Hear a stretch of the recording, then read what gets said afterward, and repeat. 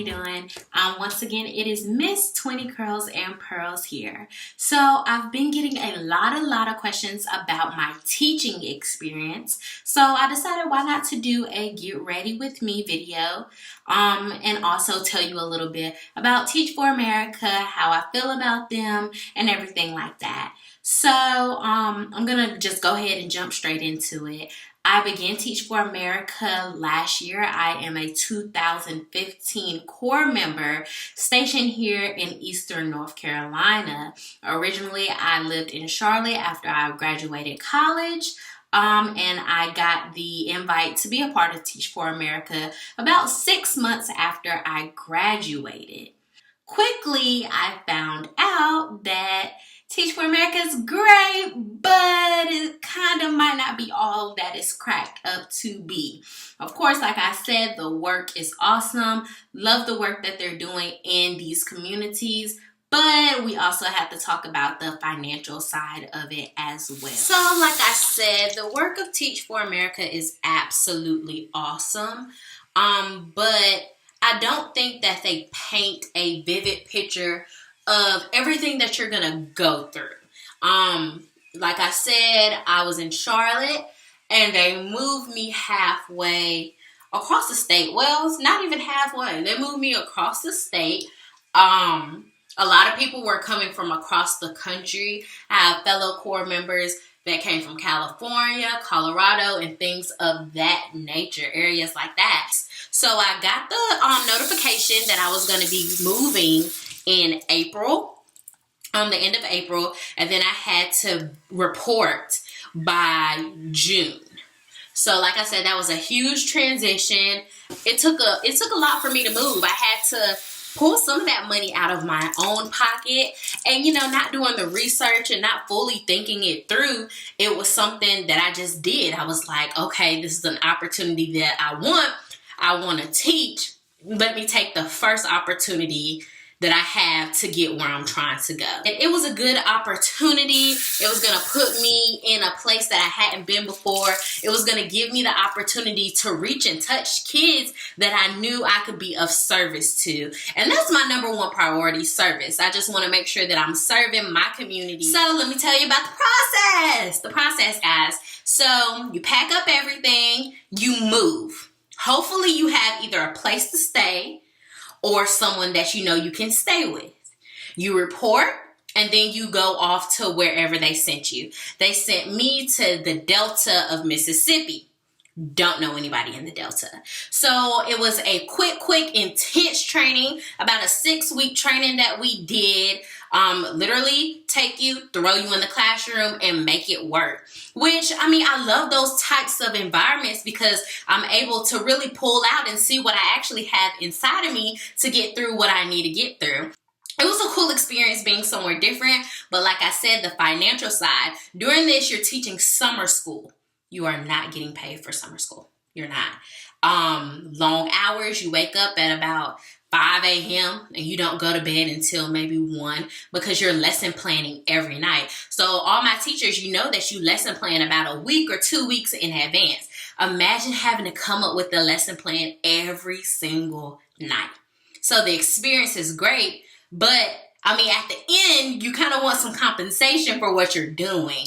So that was a little bit of a dilemma, but I stuck with it, stuck through it. I was part of the last group that they recruited and took in. So I had about a week to pass my praxis exam. So for those of you that don't know what a praxis exam is, it is a lateral entry test that basically tells people in the school system that you are qualified, highly qualified to teach a class. They have praxis exams for everything. I took a praxis exam for social studies. I took one for high school, and I also took one for math in a 2-week span. It said, hey, you got Teach for America. You're in. We want you. Now you have to take this test and pass it. Mind you, it is like the SAT. It is a test. It is a real test. 2-hour test, depending on what you have. Might have some essay questions, whatever subject that you're looking for. You might be able to use a calculator, maybe not use a calculator. It is a test. So it's something that I didn't know I was gonna have to do, and then I had to pass it. I was supposed to pass it before I leave. So long story short, in a perfect world, I passed all my tests, and then they could find me a job, hire me, and place me. Well, I don't have a perfect life, so as you might can imagine, I failed all of the tests, every single one. One of the saddest moments of my life, kind of felt upset because I felt like God had gave me this opportunity and I failed. So that was super, super stressful. I was in a very unhappy place in my home. I had a lot of stressful factors on me. So as I'm doing all of my self-reflection and kind of looking at where I'm at in life, I said, Mel, you have to pass this test. It's not an option anymore. Needless to say, I took the test again a week later. Still failed it. Y'all. That was super depressing. And then before I knew it, it was time for me to move. I didn't have time to take the test again. So I was picking up everything, moving everything back home to Goldsboro. Not only was I doing that, I was about to go to a place that I didn't know. Not only that, I still hadn't passed my praxis, so there was no way where they could actually put me in a classroom or give me a job. Not to mention, I had my own personal issues that I was going through as well. Top it off, I was a store manager. So not only was I dealing with my problems, I was dealing with the problems of my employees as well, which is no fun at all. Long story short, I keep saying long story short, there's no way you can really get everything out that I need to say in a short period of time, so just bear with me. Yeah, didn't find a placement because I had yet to pass my praxis. I didn't pass it. So, like I said, that's another added stressful factor. They wanted me to take it while I was in Mississippi. Like I told you, my days started at 5 and they ended at 1 or 2. So there was no time to actually study for a praxis and then take that practice as well. That wasn't gonna work. Once I got back, I want to say July 10th, July 11th, because I drove down there. Don't ask me, did they give us money to get to and from Mississippi? Because they didn't. However, the whole time that we were in Mississippi, they did give us a place to stay, food to eat, all that good stuff. So that's pretty cool. But when you're not making any income, and you have to find a way to get to Mississippi to do this work that we're trying to provide, it does become a little stressful. So from July to, I want to say August, I took the praxis 2 more times. Finally, I passed the social studies praxis and I passed the high school praxis. Only one problem. Now that I've passed these 2 tests, where am I going to be placed? They couldn't find a placement for me. I was a high school social studies teacher that they had to offer, and they didn't have any positions available. So that was super stressful. Most of you guys know that high school social studies teachers are usually your coaches, your football coaches, your basketball coaches, and you know that coaches typically don't leave. They only leave if they retire. So that was another stressful factor that I had. I had people telling me to quit. I had people telling me that teaching might not be for me, or it might not be what God had for me. I was living with my dad, living with no money, stressed out. People that I thought had my back didn't have it. So at that time, I just began to, meditate and study and pray. Prayer is what got me through all of this, because like I said, that situation is completely stressful. Thank God I had somewhere to stay, but just imagine if I had nowhere to stay and I would have got an apartment and not been able to pay my rent, not been able to provide for myself because I made this drastic move for Teach for America, who is supposed to support me and find me a job, and they can't find one. And it's partly not their fault. I feel like they did sell me on a dream, but also I mean, it's nobody's fault. It's just something that I had to go through and I had to deal with. Still couldn't find me any social studies positions. So they basically came to me, had me drive to Durham, and they said, Melody, we're going to have to let you go. And I'm like, let me go? I moved across the state for you guys and you're going to let me go? Well, we'll give you a list. This is what they said. Well, we'll give you a list of different jobs that you can apply for, and hopefully you get those. And then after you do a year with them, then you can come re-enlist with us and we'll find you a position. Absolutely not. That's not going to work. That's not going to work for me. That's not going to work for my financial situation. I quit my job. I had a full-time job and I quit my job for you guys to do this work. And now I'm not able to do that. So that was a complete turnoff. That's where I got to the point of despair. I felt like, okay, well, I felt like I followed God. I felt like I did everything that I was supposed to do. And yet I'm going through all these changes and going through all this turmoil, and I don't understand why. Not to mention, like I said, my personal life was rocky. My financial life was rocky. I literally did not know where to turn. If it wasn't for my line sisters, I don't know what I would have done. So once I told them that was not an option for me, that they were gonna basically have to find me a job, I had a young lady call me and she said, Melody, how do you feel about taking the math exam? I said, math? I don't need to be anybody's math teacher. That's not for me. That's not for me at all. She said, well, sorry. All right, so this is going to be your Sephora concealer. I'm just putting a little bit under my eyebrows and then I'm going to go ahead and blend them. Sorry, like I said, this is a getting ready with me video, so I'm jumping back and forth.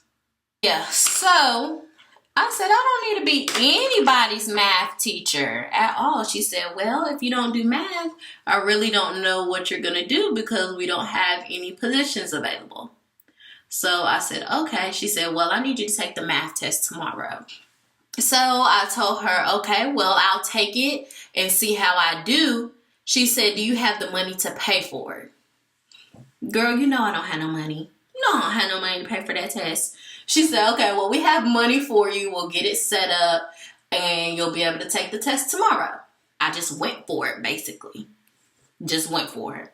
Needless to say, I failed. But I'm pretty sure you guys already saw that coming. Yes, I failed the test. At this point, I'm over it. I'm questioning my life. I'm questioning my decisions that I've made. I'm questioning everything at this point.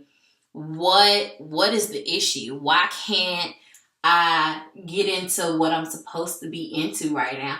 I should be setting up my classroom. Mind you, this is after my birthday. This is after everything.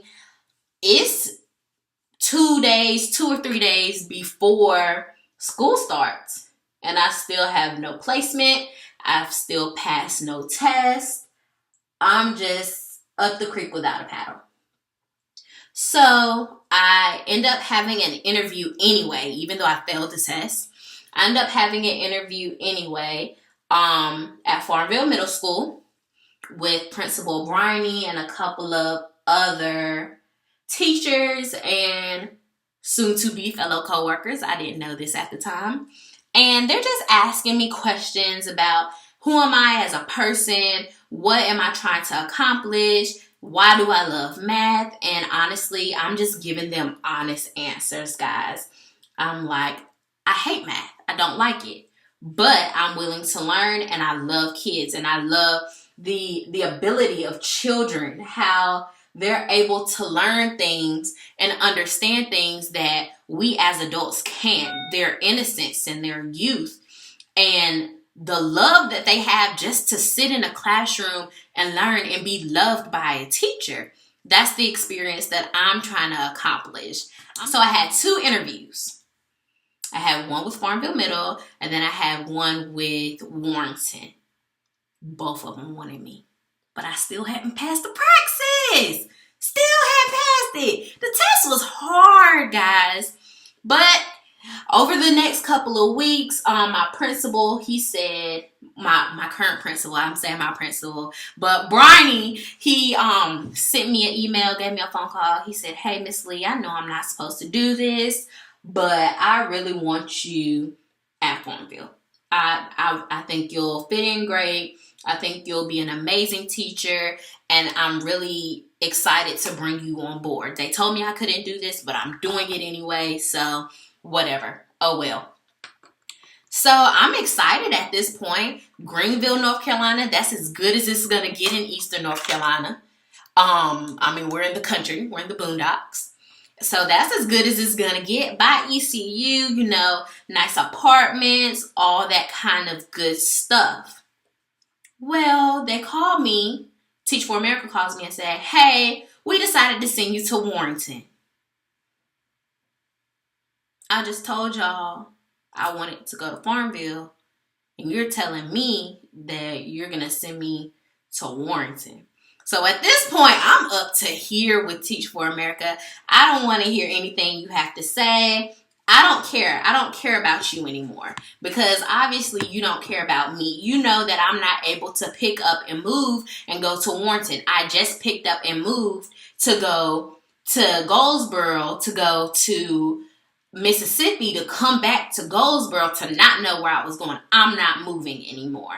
And the woman, she outright told me, well, us with Teach for America, we do what we feel is best for the kids and the people that we're serving. Okay, that's fine and dandy, and I want you to do what's best for the kids and the people that you're serving, but I also have to think about myself. And it's clear that you guys are not willing to do that for me, so I'm just going to have to think about it. Well, a couple of days passed. I ended up taking the praxis again. Your girl passed with a 168, and I only needed a 154. So that was super exciting. But I'm still in this depression state, this upset state of what am I supposed to do? Am I supposed to go to Warrenton? Am I supposed to fight for what I want? What am I supposed to do? Should I even have a voice? Do I even get a voice because it took me so long to pass these tests? Is it my fault? What should I do now?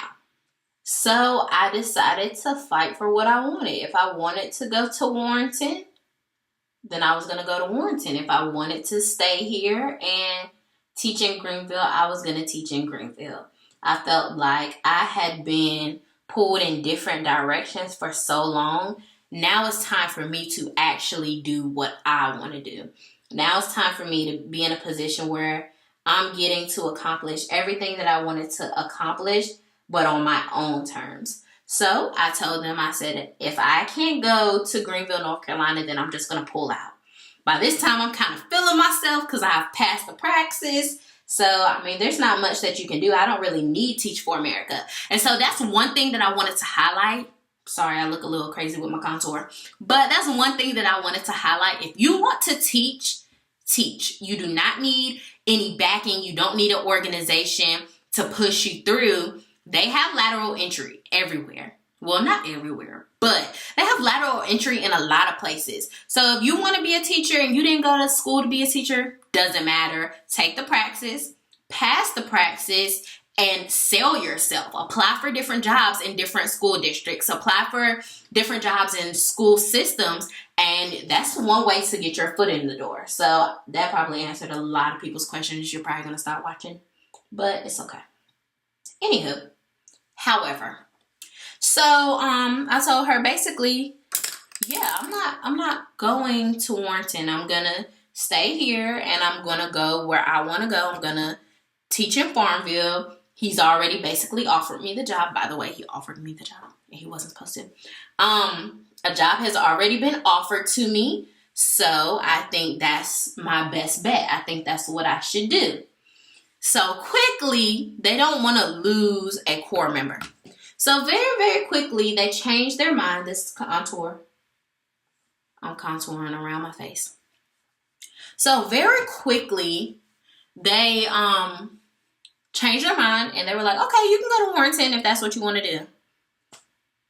So you wasted everybody's time. But it's cool. Whatever. Cool. Go to Warrington. I mean, sorry. I'm going to teach at Farmville. Super exciting. The depressing part is the fact that I did not start teaching at Farmville until 4 weeks after my kids had started. So my kids had they had a long-term sub.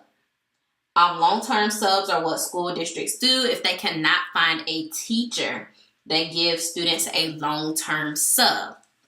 That's a lot of highlight. All I did was highlight the bridge of my nose, and then I contoured the side. I'm just bringing it down. One thing that I learned that's super important: when you're contouring, do not go around like this. Just bring it down. Bring it down, bring it down, bring it down.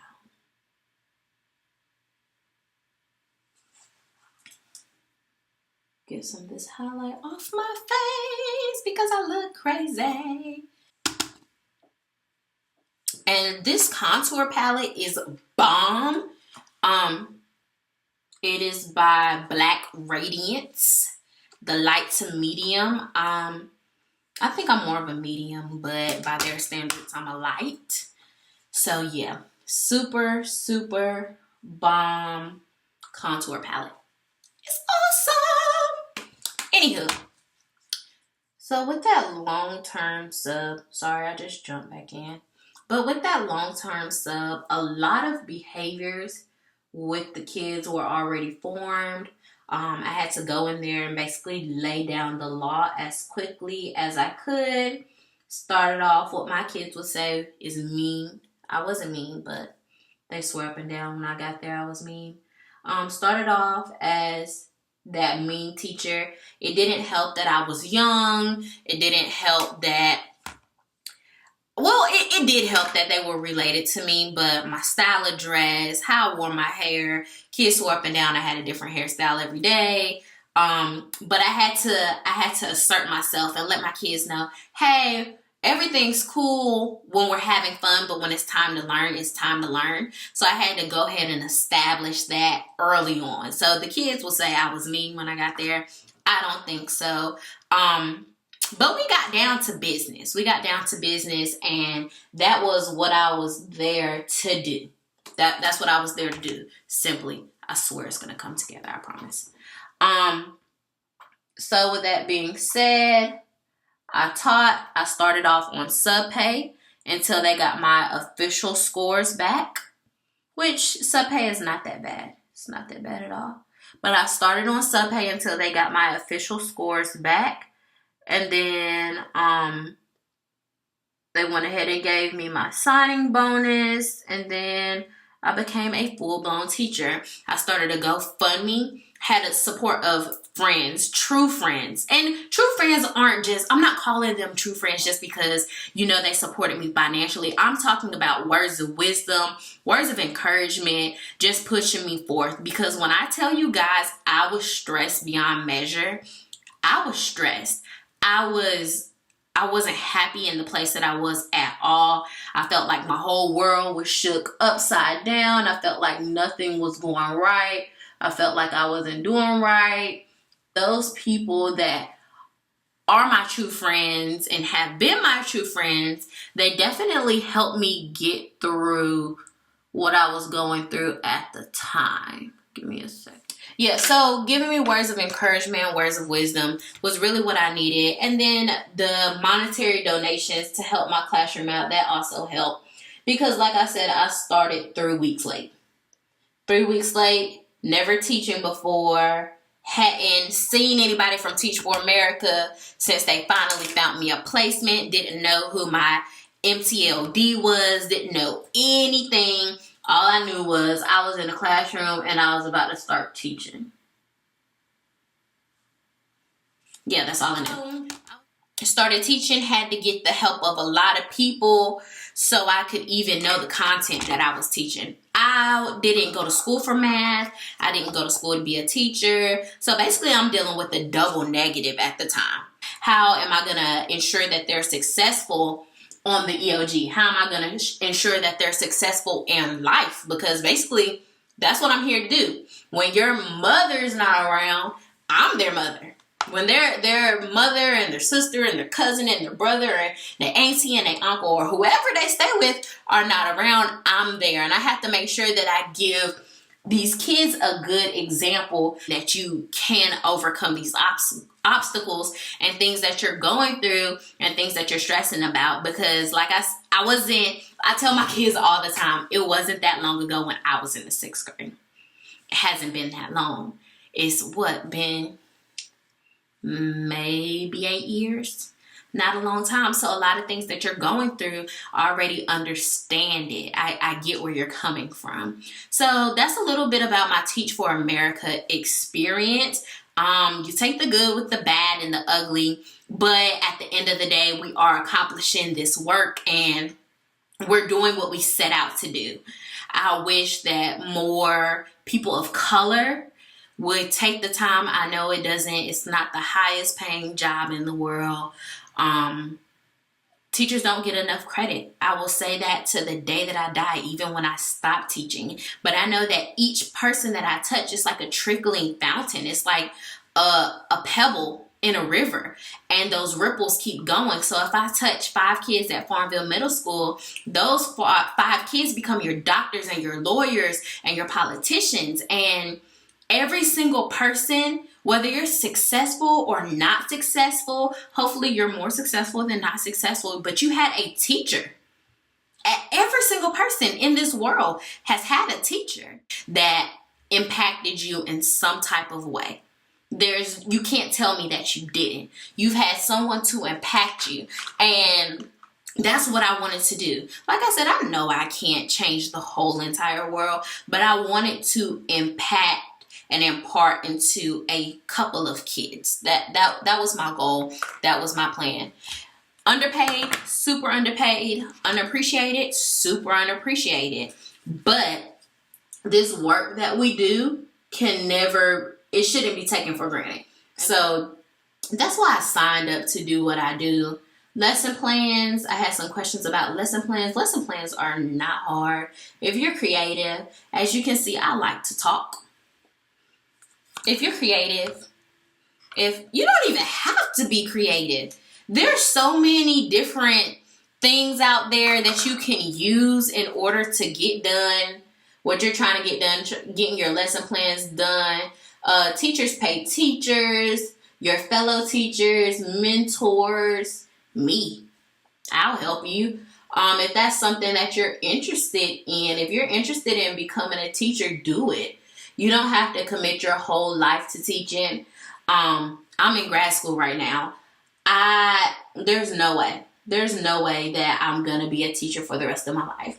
However, I do plan to be in some form of education, whether it's policy making or something like that. I do plan to keep my foot in education, keep my foot in the door with all of the things that are going on right now, with the policing. We need to police the police. Black children not being able to live their lives. However I can get into it, that's something that I look forward to doing. But I am glad that I've committed these years to Teach for America, to kind of shape myself and find my passion and find what I wanted to do. So that is a good part of teaching as well. But yeah, I said all of that right quick. This is Sephora. It is a red, super lustrous. It is a matte color, but it's bomb, y'all. $14. This is it. It's the truth. It's better than every single red that I have by MAC, and I have a lot of MAC. Love it, love it, love it. Yeah, so hopefully I answered all of your questions that you had. No, you do not need to be part of Teach for America to be a teacher. Yes, that was my route. Yes, I am mostly happy with my route. For the most part, I'm happy with the way that I chose to do it. It's not for everybody. I will continue to say it's not for everybody, but I had a passion for it, so I decided to do it. If you have any more questions, be sure to leave it in the comment box below. If you have any questions about the way that I applied my makeup, I promise you guys I'm about to change my earrings. But if you have any questions about the way that I applied my makeup or anything like that, oh, this is aggravating me. Okay.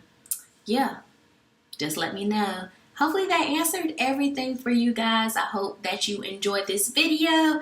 And until next time, peace.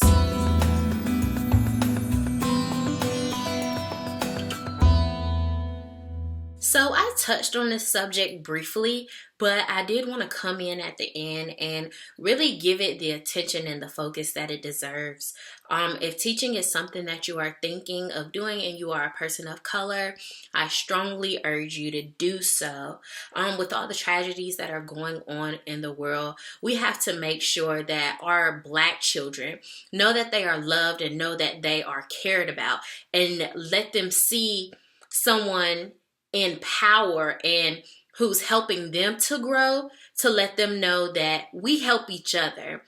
I'll say it once, I'll say it twice, I'll say it a million times. Nobody can educate our children like we can educate our children. Nobody can do the things for our kids and show them the come up like we can show them the come up. So if teaching is something that you are serious about doing, I urge you to do so. They need to see these Black faces in these classrooms. They need to see the men and women that their moms and dads know, and the men and women that look like them. They need to see it. I can't express how many times I've had children come up to me and say, "Miss Lee, like, you're dope, and I appreciate you." It's not even about the appreciation from the world. It's more so about the appreciation from these little kids. These little kids, these older kids, these teenagers, so they can see a Black woman is strong. A Black woman is powerful. A Black man is strong. A Black man is powerful. He's not only good for getting arrested or getting in trouble. A Black woman is not only good for laying down on her back, but she has the motivation, and I want to be like her when I grow up.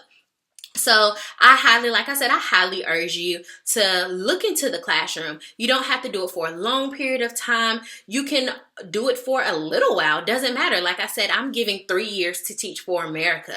You don't even have to do a program like Teach for America. But even if you don't decide to teach, definitely go out into these communities and these classrooms and let them see you as college students, as full-blown employers, as employees of the world of which they are going to live in. Let them see someone strong like you.